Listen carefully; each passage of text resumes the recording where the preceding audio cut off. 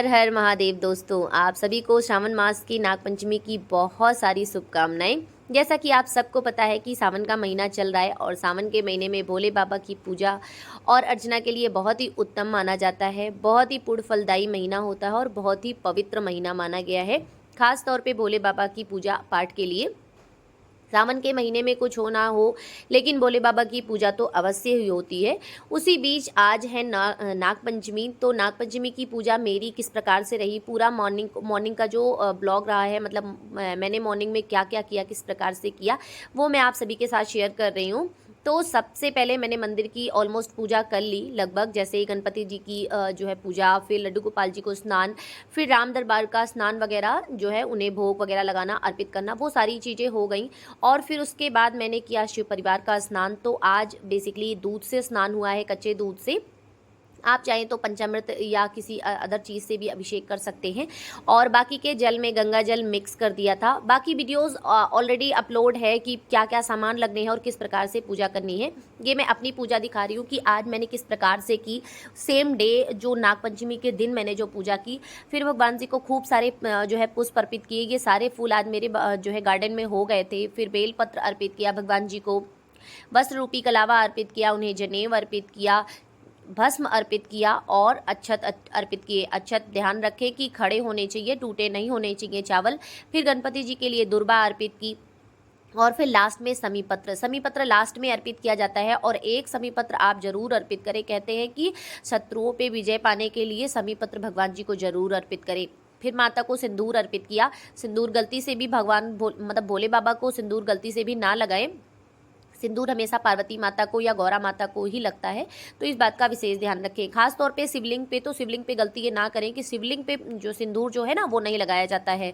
उसके बाद फिर हम लोगों ने की आरती। तो मैं, मेरे बच्चे, सारे लोग उठ गए थे मॉर्निंग में ही, सब लोग अच्छे से उठ गए थे और नहा धो के सब फटाफट से तैयार हो गए थे। फेस्टिवल के दिन थोड़ा जल्दी करना पड़ता है, क्योंकि बहुत सारा काम हो जाता है। पूजा भी अच्छे से करनी है, प्रिपेयर्ड मतलब बहुत ही सिस्टम से करनी है, फिर बाकी चीज़ें भी। हालांकि इस बार हम लोगों के यहाँ ऐसा कुछ पकवान भोग नहीं बनना था, क्योंकि आप सबको पता है कि इस वर्ष हमारे यहाँ त्यौहार ना मनाने, मतलब मनाने की मनाही है। मनाही मतलब वो स्वेच्छा, देखिए वो स्वेच्छा होती है, मेरे हिसाब से वो अपनी इच्छा होती है कि आपको मनाना है कि नहीं मनाना है। बट हाँ, मुझे नहीं मनाना है, क्योंकि इस साल सासू माँ का देहांत हुआ था, तो मुझे पूरे 1 साल जो है उस चीज़ को थोड़ा कंटिन्यू करना है। तो इस बार हम लोग के यहाँ ऐसा कुछ मतलब ओकेशन नहीं है कि हम कोई फेस्टिवल के रूप में उसे करें, पूड़ी पकवान या इस टाइप का करें। बट हाँ, पूजा में कोई मनाही नहीं है, पूजा ज़रूर करनी चाहिए। और मैं आप सबको भी राय दूंगी कि भगवान ना करे यदि किसी के घर ऐसा हुआ हो, तो देखिए पहली बात तो मैं कामना करूँगी कि किसी के भी घर ऐसा ना हो। लेकिन अगर हुआ है तो के लिए बता रही हूँ कि पूजा में कोई मनाही नहीं है, किसी भी प्रकार की पूजा बंद नहीं होती है। सारी पूजा यथार्थ होती हैं जिस प्रकार से होती हैं। उसमें कुछ चीज़ें मनाही होती हैं, बाकी यथार्थ सारी पूजाएं होती हैं। पूजा में कोई मनाही नहीं होती है। तो पूजा अच्छे से मैंने विधिवत की है। मैं पूजा विधिवत करती हूँ, मैं इस चीज़ को फॉलो करती हूँ, तो मैं वही राय आप सबको दे रही हूँ कि हाँ, पूजा बिल्कुल विधिवत अच्छे से करते हैं, पूजा में कोई कोताही नहीं करते हैं। और फिर जो छोटा सा शिवलिंग मेरे गार्डन में है, मतलब मैंने अपने गार्डन में भी छोटा सा शिवलिंग रखा हुआ है, तो उस पर भी सबसे पहले गंगा जल से मिक्स करके, मतलब पानी में गंगा जल मिक्स करके सबसे पहले अभिषेक किया। फिर उसके बाद दूध से अभिषेक किया। और आप चाहे तो पंचामृत से भी अभिषेक कर सकते हैं। पंचामृत में दूध, दही, शक्कर, शहद और जो है बूरा चीनी का मिक्स करके आप जो है भगवान जी का अभिषेक कर सकते हैं। नहीं, यदि पंचामृत बनाना चाहते हैं तो आप सिर्फ जो है दूध से अभिषेक कर सकते हैं। यदि आप दूध से भी नहीं करना चाहते तो आप गंगा जल युक्त जो है जल से कर सकते हैं। फिर भगवान जी को चंदन अर्पित किया, वस्त्र रूपी कलावा अर्पित किया, साथ के साथ नंदी बाबा को भी जो है वस्त्र रूपी कलावा अर्पित किया, थोड़े से पुष्प अर्पित किए और भगवान जी को भस्म अर्पित किया। यहाँ तक आते आते ना मेरी जो है बेलपत्र सारी ख़त्म हो गई थी, तो मैं यहाँ बेलपत्र मतलब लाना ही, मतलब भूल भी गई और ख़त्म भी हो गई थी, क्योंकि ऑलमोस्ट मैंने सारी अंदर चढ़ा दी थी, तो यहाँ के लिए रह गई थी। फिर भगवान जी पर अक्षत चढ़ाए। और ना मतलब भगवान जी को देखने के बाद इतना सुकून मिलता है पूजा करने के बाद। जब आप पूजा करके उठिए ना, तो जैसे लगता है कि बिल्कुल तृप्ति सी महसूस होती है, बहुत अच्छा लगता है। मुझे तो ऐसा लगता है, बाकी आप सबको कैसा लगता है कमेंट में बताइएगा। मुझे बहुत अच्छा लगता है। फिर हम लोगों ने की भोले बाबा की आरती, साथ के साथ बच्चों ने भी सारी पूजा की, अच्छे से की। और बच्चे फुल सपोर्ट करते हैं पूरा, मतलब पूजा में जो भी मैं कहती हूँ उसे अच्छे से करते हैं। और ये राय देनी भी चाहिए मेरे हिसाब से, बच्चों को शुरू से ही मतलब बचपन से ही पूजा वगैरह ज़रूर जो है करानी चाहिए, ताकि उन लोग के दिमाग में थोड़ी सी इन सब चीज़ों को लेके पॉजिटिविटी बनी रहे दिमाग में। नहीं तो अक्सर बच्चे इन सब चीज़ों को डिनाई करते हैं। तो इसलिए मेरे हिसाब से थोड़ा बहुत आप अपने साथ रखिए, नहीं बोल जैसे दीपक वगैरह आप उनके हाथ में नहीं दे सकते हैं, लेकिन हाँ उनको अपने पास रखिए, उनको अपने पास थोड़ा बहुत कराइए।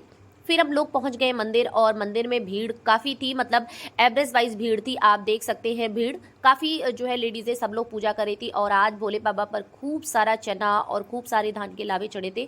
हम लोग के यहाँ जो हम लोग के एरिए में धान का लावा और दूध और कच्चा चना, ये 3 चीज़ बहुत मस्त होती है। ये 3 चीज़ें ज़रूर आज के दिन चढ़ाई जाती हैं भोग में, और इसे बाहर भी चढ़ाया जाता है, मतलब नाग देवता के लिए। तो बेसिकली अभी तो भोले बाबा की पूजा हो रही है, और हम लोग के घर के इर्द गिर्द में ये एक मतलब शिव जी का मंदिर है। तो यहाँ पे अक्सर लोग, सारे लोग यहीं पर आकर पूजा करते हैं। और जब यहाँ आते हैं ना, तो इतने सारे लोगों को देखने के बाद इतना अच्छा लगता है, इतना सुकून मिलता है देखने के बाद, जैसे बिल्कुल बहुत बहुत सुकून वाला पल लगता है। और हमने भी खूब अच्छे से पूजा की, मतलब मैं अपना पिटारा, कहने का मतलब है कि जो भी सामान मैं लेके गई थी वो सारी चीज़ें अच्छे से विधिवत मैंने चढ़ाया। भीड़ थी, लेकिन ऐसा कोई धक्का मुक्की वाला भीड़ नहीं था कि कोई पूजा नहीं करने दे रहा है। हर व्यक्ति 2-4 मिनट 5 मिनट भगवान जी के पास बैठकर अच्छे से पूजा कर ले रहा था। और जो लोग बाहर थे ना, वो वेट भी कर रहे थे, मतलब कोई किसी को जो है पंच नहीं कर रहा था कि नहीं जल्दी करो या परेशान ऐसा करना। सब आराम से इत्मीनान से अच्छे से पूजा कर रहे थे। फिर मैंने आप सबको बताया था कि मैंने पिछली वीडियो में अपने बताया था कि नाग देवता की पूजा हम लोग के यहाँ घर से बाहर की जाती है, घर के अंदर नहीं की जाती है। तो इस तरह से देखिए सारे लोग, बहुत सारे लोग करके गए हैं, और अब हम लोग भी कर रहे हैं। तो इस तरह से नाग देवता के लिए 5-7 जो भी आपके को निकालनी है उस टाइप का एक पत्ते पे उनके लिए भोग निकाल दिया जाता है। ये प्रसाद घर के या किसी भी जो है इंसान को नहीं दिया जाता है। ये प्रसाद बेसिकली ये जीव जंतुओं के लिए ही होता है, खास तौर पे सर्पों के लिए होता है। लेकिन इतने सारे प्रसाद तो सर्प आके खाएंगे नहीं, और ख़ास तौर पे वहाँ जहाँ इतने सारे लोग हों। तो बेसिकली ये जीव जंतुओं के लिए है, जो ऐसे जीव जंतु जो कीड़े मकोड़े जैसे रेंगने वाले जीव जंतु हैं उस टाइप के, तो उनके लिए प्रसाद ये निकाला जाता है। उसके बाद पास में ही एक पीपल का वृक्ष है जहाँ पे शनिदेव की पूजा होती है। फिर वहाँ पर भी हम सब लोग गए, मतलब काफ़ी लोग हम लोग साथ में थे, तो सारे लोग गए। फिर सारे लोगों ने जल अर्पित किया, पूजा पाठ किया, मतलब सब अपने अपने अकॉर्डिंग, जिस तरह से सबको पूजा करनी थी उस तरह से सब अपने अपने अकॉर्डिंग बहुत ही अच्छे से पूजा किए। और मेरी भी पूजा मॉर्निंग में बहुत अच्छे से हुई, मतलब बहुत आनंद आ जाता है सुबह सुबह जब करिए अच्छे से। और ख़ास तौर पे जब जो मन में चल रहा है और जिस तरह से आपने प्लानिंग की है वो चीज़ें जब परफेक्ट हो जाती हैं, सारी चीज़ें अच्छे से आप कर लीजिए, तो बहुत सुकून मिलता है।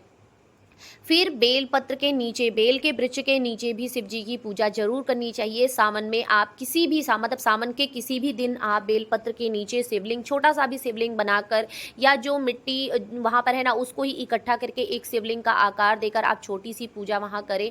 बहुत ही पुण्य फलदायी होता है, बहुत ही असीम कृपा होती है भोले बाबा की। तो पास में ही बेल का वृक्ष था, फिर हम लोगों ने वहाँ भी पूजा की। ये देखिए मैंने बहुत छोटा सा शिवलिंग बनाया था। तो ये सारी चीज़ें भी मैंने यहाँ पर मतलब बेल के वृक्ष में भी जो है जल अर्पित किया, और वहाँ पे भी अच्छे से पूजा वगैरह की। कहते हैं कि बेल के वृक्ष के नीचे पूजा करने से जो भी आपकी मनोकामनाएं हैं ना उसे झटपट भगवान जी पूरा करते हैं, मतलब उसमें देरी नहीं होती है, बहुत जल्दी जो है पूरा कर देते हैं। और सावन के महीने में बेल के वृक्ष के नीचे शिवलिंग बनाकर जो पूजा करता है उसे जितने पत्ते हैं ना उस उतने गुने जो है उसको आशीर्वाद मिलता है भोले बाबा की तरफ से। ऐसा जो है मैंने कथा में सुना है कि जो जितने पत्ते, मतलब जिस पेड़ पे आप पूजा कर रहे हैं, जिस पेड़ के नीचे आप पूजा कर रहे हैं, उस पेड़ में जितने पत्ते होंगे ना उस उतने गुना आपको आशीर्वाद मिलेगा, उतने गुना आपके जो है अच्छे कर्मों का फल आपको बढ़ाकर ईश्वर देंगे, अर्थात भोले बाबा आपको देंगे। तो बेल के वृक्ष के नीचे छोटी सी शिवलिंग बनाकर पूजा अवश्य करें। अभी तो सावन बहुत दिन है, आप सावन के किसी भी दिन पर कर सकते हैं। फिर वहाँ पर भी दूध, चना और अनरसा और धान का लावा हम लोगों ने चढ़ाया, क्योंकि वहाँ भी जीव जंतु आते रहते हैं वहाँ भी खाने के लिए, तो उन सभी के लिए वहाँ पे भी चढ़ाया। फिर आरती की, भगवान जी की, धूप दीप जलाया अच्छे से, मतलब सारी चीज़ें विधिवत, जैसे भी पूजा होती है सारी चीज़ें विधिवत वहाँ भी किया सब अच्छे से। बेलपत्र तो ऑलरेडी बेलपत्र का वृक्ष ही है, तो वहाँ पे बेलपत्र तो कोई ऐसा दिक्कत नहीं है, मतलब लेकिन आज के दिन बेलपत्र नहीं तोड़ते हैं। मंडे सोमवार को, पंचमी के दिन और शिवरात्रि के दिन सावन में बेलपत्र नहीं तोड़ते हैं, इस बात का भी ध्यान रखें। तो एक दिन पहले ही मैं बेलपत्र वगैरह ले ली थी, तोड़ने के लिए कोई दिक्कत मुझे नहीं हुई थी। तो फिर इसके नीचे भी हम लोगों ने अच्छे से पूजा कर ली और सारे लोग, मतलब बहुत सारे लोग थे और सब ने अच्छे से पूजा की। आप यहाँ पे चढ़ाया हुआ देख सकते हैं कि सिर्फ मैं अकेली नहीं, बहुत सारे लोगों ने की और बहुत अच्छे से की। और आज की पूजा से ना मुझे बहुत ही तृप्ति मिली है। कहने का मतलब मुझे बहुत खुशी मिली है, मेरी पूजा बहुत अच्छे से हो गई। जो मैंने सोचा था, जो मैंने प्लान किया था अपने दिमाग में, वो सारी चीज़ें यथार्थ हो गई। आप लोग की पूजा किस प्रकार से हुई कमेंट करके ज़रूर बताइएगा। और अगर वीडियो अच्छा लगता हो तो लाइक कमेंट शेयर करना बिल्कुल ना भूलिएगा। इसके अलावा अगर वीडियो में किसी भी प्रकार की त्रुटि हो या किसी भी प्रकार की कमी हो तो वो भी मुझे कमेंट करके बताइएगा, ताकि मैं उससे इम्प्रूव कर सकूं। और किस प्रकार की वीडियो आपको देखनी है ये भी बताइएगा, ताकि मैं उस तरह से भी आगे जो है अपनी वीडियो में इम्प्रूवमेंट ला सकूं। तो आप सबके छोटे छोटे जो है कमेंट्स का, प्यारे प्यारे कमेंट्स का मुझे बेसब्री से इंतज़ार रहेगा। और अगर आप लोगों ने अभी तक चैनल को सब्सक्राइब नहीं किया है तो प्लीज़ सब्सक्राइब कर लीजिए, बेल आइकन भी दबा दीजिएगा, ताकि वीडियोस की नोटिफिकेशन आप सभी को मिलती रहे। आप सबके प्यारे कमेंट्स का मुझे बेसब्री से इंतज़ार रहेगा और लाइक करना बिल्कुल ना भूलिएगा। आपका दिन शुभ हो। हर हर महादेव। नागपंचमी की बहुत सारी शुभकामनाएं।